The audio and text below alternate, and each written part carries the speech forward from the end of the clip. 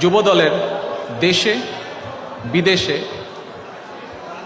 আমাদের যত নেতাকর্মী আছেন তাদের সকলকে সংগ্রামী শুভেচ্ছা জানাই। বিশেষ করে গত 10 বছর যারা বর্তমান স্বৈরাচার সরকারের বিরুদ্ধে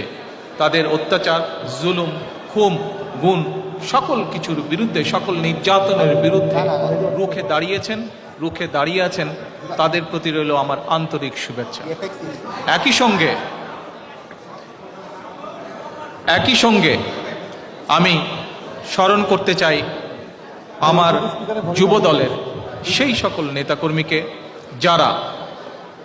বিভিন্ন সময়, বিশেষ করে বর্তমান স্বৈরাচারের গত 10 বছর ধরে বর্তমান স্বৈরাচারের বিরুদ্ধে আন্দোলনের সময় শহীদ হয়েছেন, যারা নির্যাতিত হয়েছেন, পঙ্গুত্ব বরণ করেছেন, জেল জুলুমের শিকার হয়েছেন, তাদের সকলকে আমি শ্রদ্ধাভরে